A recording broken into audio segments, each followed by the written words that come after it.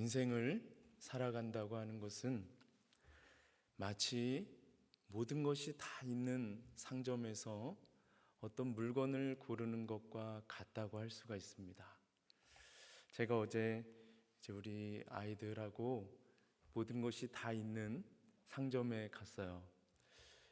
어떤 상점인지 아실지 모르겠는데 모든 것이 다 있는 상점에 갔습니다. 그 상점에 가서 물건들이 이렇게 진열되어 있는 물건들을 바라보는데 장난감 하나도 여러 가지 종류가 있는 거예요.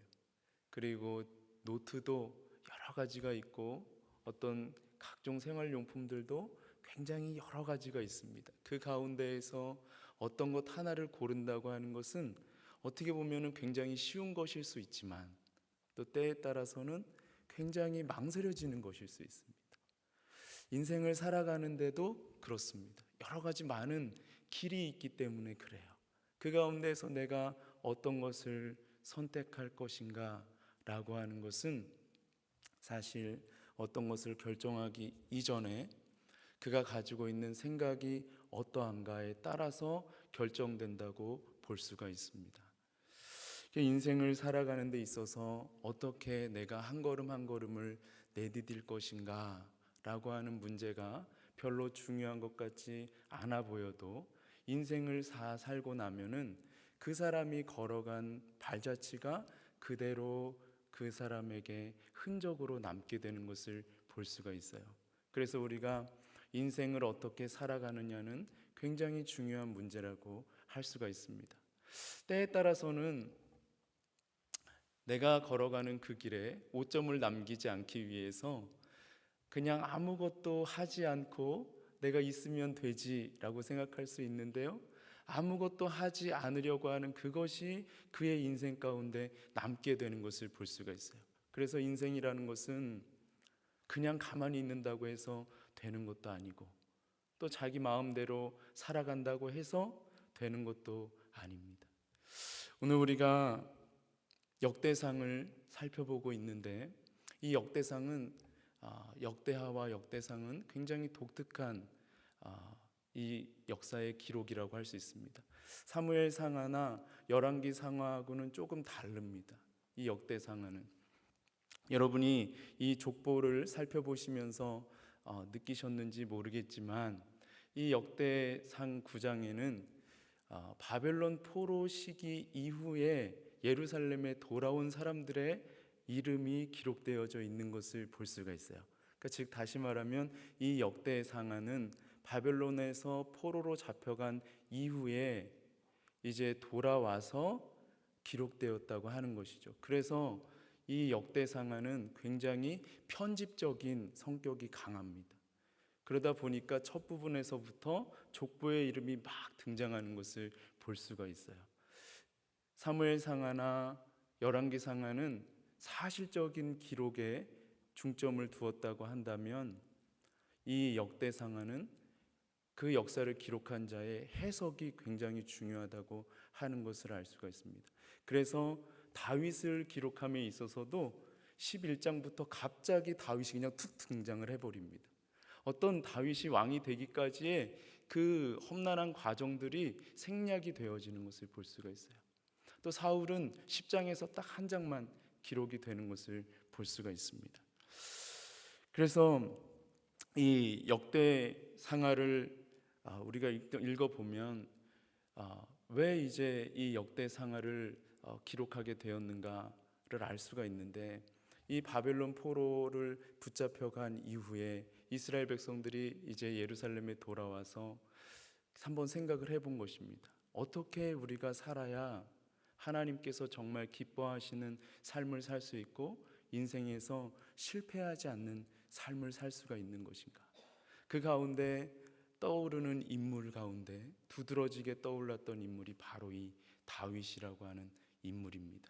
그래서 이 역대상을 보면은 다윗에 대해서 우리가 지금 살펴보고 있는데요, 이 다윗은 시작부터 하나님께서 택하신 인물로, 어떻게 보면은 굉장히 영웅적인 그런 인물로 묘사되어지는 것을 볼 수가 있어요. 정말 하나님께서 기뻐하시는 삶을 살아가기를 힘썼고 또 그의 인생 가운데 하나님께서 베풀어 주신 은혜가 정말 크고 많았기 때문에 이 다윗에 대해서 이제 두드러지게 강조하는 것을 볼 수 있습니다. 그래서 역대상은 이제부터 계속해서 다윗 이야기만 나옵니다. 그래서 29장까지 다윗의 이야기만 하다 끝나는 거예요.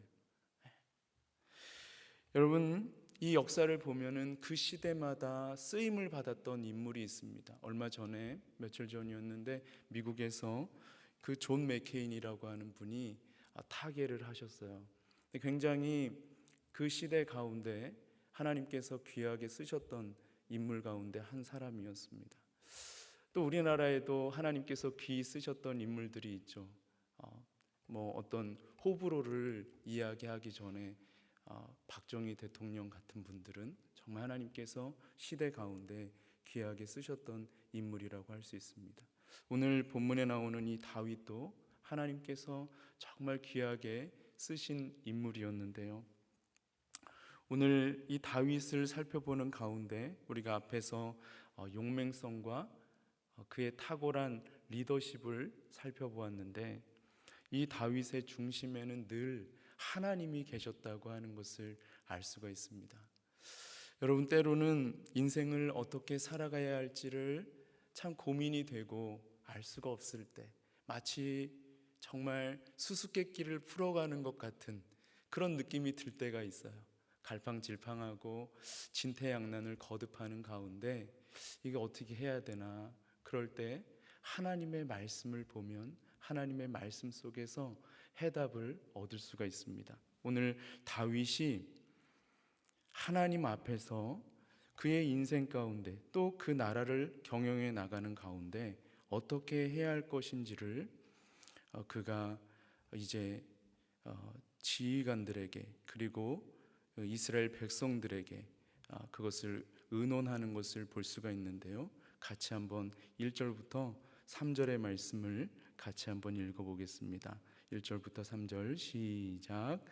다윗이 천부장과 백부장 곧 모든 지휘관과 더불어 의논하고 다윗이 이스라엘의 온 회중에게 이르되 만일 너희가 좋게 여기고 또 우리의 하나님 여호와께로 말미암았으면 우리가 이스라엘 온 땅에 남아있는 우리 형제와 또 초원이 딸린 성읍에 사는 제사장과 레위 사람에게 전령을 보내 그들을 우리에게로 모이게 하고 우리가 우리 하나님의 궤를 우리에게로 옮겨오자. 사울 때에는 우리가 궤 앞에서 묻지 아니하였느니라 하매. 아멘. 지금 이 다윗이 1절 말씀을 보면은 천부장과 백부장, 군대의 곧 모든 지휘관들과 더불어서 이제 의논을 하고, 그리고 2절 말씀을 보면은 이스라엘 온 회중을 다 모으고서 그들 앞에서 어떻게 행할 것인지를 이제 의논하는 가운데 여호와의 궤를 이제 옮겨오자는 그런 제안을 합니다. 그런 제안을 하면서 3절 말씀에 사울 때에는 우리가 궤 앞에서 묻지 아니하였느니라 이렇게 말씀하고 있어요. 그리고 10장 말씀의 마지막 부분을 보면 같이 우리 한번 10장 말씀 볼까요? 10장 13절과 14절 말씀을 보면은 이렇게 역대 상하를 기록한 사가가 이렇게 기록하고 있습니다. 사울이 죽은 것은 여호와께 범죄하였기 때문이라. 그가 여호와의 말씀을 지키지 아니하고 또 신접한 자에게 가르치기를 청하고 여호와께 묻지 아니하였으므로 여호와께서 그를 죽이시고 그 나라를 이새의 아들 다윗에게 넘겨주셨더라. 이 14절의 이 말씀이 14절의 이 말씀이 사실이 3절, 오늘 말씀 3절과 짝을 이루는 것입니다. 아마 다윗이 이 이야기만 한 것이 아니라 더 많은 이야기들을 아마 이스라엘 백성들과 나누었을 거예요. 하지만 이 사가는 그 중에서 굉장히 중요한 핵심만을 기록해 나가는 것입니다. 우리가 궤 앞에서 묻지 아니하였느니라. 바꿔서 이야기하면 우리가 하나님 앞에서 묻지 아니하였느니라. 때로는요, 우리가 인생을 살아가면서 정말 어떤 것들을 결정해 나갈 때 하나님께 묻고 나아가야 하는 것이 당연한 것인 줄 알면서도 하나님께 묻지 아니할 때가 있습니다. 내 경험을 의지하고 내 생각을 의지하고 내가 해왔던 그대로 그냥 내 방식대로 행해 나갈 때가 있어요. 그것을 하나님께서 기뻐하지 않는다고 하는 것입니다. 여러분, 하나님 앞에서 우리가 기도할 때 하나님께 묻는 것이 굉장히 중요합니다. 하나님, 이 일을 어떻게 할까요? 하나님께서 인도해 주세요. 여러분, 사람이 보기에 바른 길로 행할지라도 하나님은 살아계시고 역사의 주관자이시기 때문에 지나놓고 보면 그 일이 하나님의 뜻이 아니면 헛되어진다고 하는 것을 분명히 발견할 수가 있습니다. 우리가 역사를 살펴보면 하나님의 일하심이 보여요. 하나님께서 어떻게 역사를 움직여 가시는지 보입니다. 지금도 마찬가지입니다. 우리가 진행되는 역사의 그 중심에서는 마치 이것이 혼란스럽게 그냥 막 어느 방향으로 튈지 모르게 되어지는 것 같더라도 그 역사를 지나고 나서 돌이켜보면 하나님께서 어떻게 일하셨는지가 보이게 되어 있습니다. 여러분, 그래서 우리가 하나님 앞에 묻고 나아가는 것이 굉장히 중요한데, 저는 개인적으로 요즘에 하나님 앞에 회개하는 시간을 종종 자주 갖고 있습니다. 하나님 앞에 회개한다는 것 정말 당연한 것이 아닌가 이렇게 생각할 수도 있지만, 사실은 우리가 하나님 앞에 회개 기도를 많이 요즘은 드리지 않는 경향이 있어요. 하나님 앞에 자신의 죄악이 무엇인지 말씀에 비추어 보아도 어느 정도로 지금 심각한 가운데 있는가 하면 자신의 잘못이 무엇인지조차 깨닫지 못할 정도로 둔감해진 상태 가운데 있습니다. 그런데 때로는 하나님 앞에서 자기의 죄악과 허물을 놓고 간절히 기도하며 나아갈 때 하나님께서 그 기도를 굉장히 기뻐하실 때가 있습니다.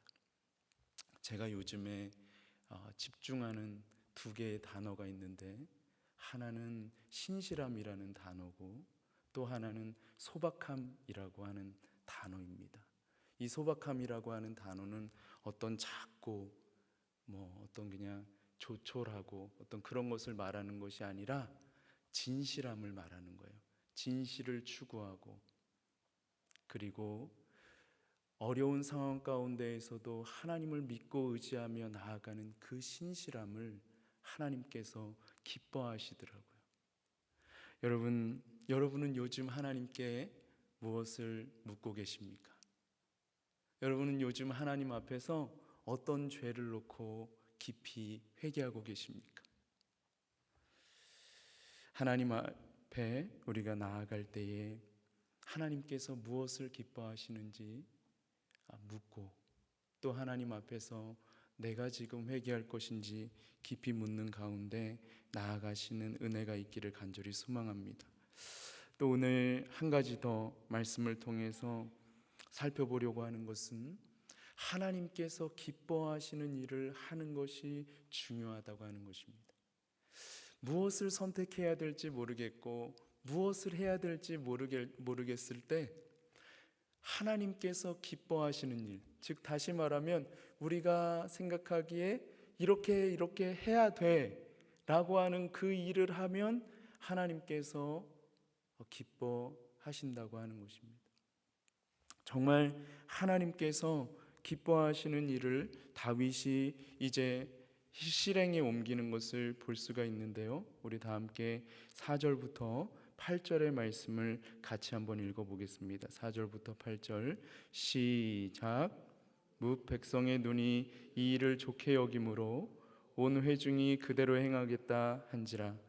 이에 다윗이 애굽의 시올 시내에서부터 하맛 어깃까지 온 이스라엘을 불러 모으고 기럇 여아림에서부터 하나님의 궤를 메어오고자 할새 다윗이 온 이스라엘을 거느리고 바알라 곧 유다에 속한 기럇 여아림에 올라가서 여호와 하나님의 궤를 메어 오려 하니 이는 여호와께서 두 그룹 사이에 계심으로 그러한 이름으로 일컬음을 받았더라.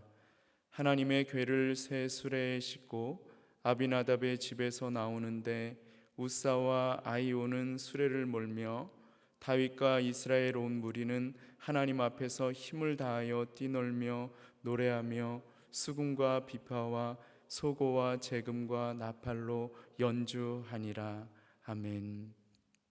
우리 한 번 더 8절 말씀 읽어볼까요? 너무 이 말씀을 제가 묵상하는데 참 이렇게 좀 하나님의 말씀 앞에서 우리가 기뻐하면 얼마나 좋을까, 제 그런 생각이 들었는데요. 다시 한번 우리 8절 말씀 같이 한번 읽어보겠습니다. 시작. 다윗과 이스라엘 온 무리는 하나님 앞에서 힘을 다하여 뛰놀며 노래하며 수금과 비파와 소고와 재금과 나팔로 연주하니라. 아멘. 정말 이 하나님의 궤, 언약궤가 이 운반되어지는 그때에 정말 그 모습이 얼마나 기쁘고 잔치의 모습이었는지 우리가 이 말씀을 통해서 알 수가 있는데요. 여러분, 이 인생을 살아가는데 마치 어떤 것과 같냐면, 인생을 살아간다고 하는 것은 정말 그 망망대해에 돛담배 하나가 이렇게 탁 떠 있는 것과 같습니다. 정말 요새 아시안 게임을 보니까 광고판에 361도라고 이렇게 적혀 있던데, 정말 360도 그 어느 방향으로도 다 나갈 수가 있을 것 같아요. 근데 문제는 무엇인가 하면, 그렇게 모든 방향으로 나간다고 해서 그것이 길은 아니라는 것이며, 또 그러한 길로 나아갈 수 있다고 하는 것은 뒤집어 이야기하면 어떤 방향으로도 나아가기를 결정하기가 참으로 어렵다는 것을 의미하는 것입니다. 제가 서두에도 말씀을 드렸지만 다윗이 꼭 굳이 왕이 된 이 시점에 여호와의 궤를 예루살렘으로 옮겨올 필요는 없었어요. 그것을 굳이 이렇게 할 필요는 없었습니다. 그러나 다윗은 이 언약궤를 옮겨오자고 이스라엘 백성들에게 제안하기 전에 먼저 하나님께 물었을 것입니다. 하나님, 제가 지금 무엇을 해야 할까요? 어떻게 보면은 자아도취가 돼가지고 그냥 기고만장하여 자신이 원하는 일들을 막 추진해 나갈 수도 있는데, 다윗은 그러하지 아니하고 하나님께서 기뻐하시는 일을 제일 중점에 두고 그 일들을 우선적으로 진행해 나가는 것을 볼 수가 있습니다. 여러분, 오늘 내 삶의 자리 가운데에서 하나님께서 나에게 행하기를 원하시는 일은 무엇일까요? 그저 반복적으로, 그저 습관적으로 하나님께서 기도하기를 원하실까요? 아니면 정말 하나님께서 원하시는 기도를 하나님 앞에 진정으로 신실하게 올려드리기를 원하실까요? 반복적인 예배, 습관적인 예배를 원하실까요? 아니면 정말 하나님의 임재를 갈망하는 예배를 드리기를 원하실까요? 여러분, 깊이 묵상하시며 나아가시면 좋겠습니다.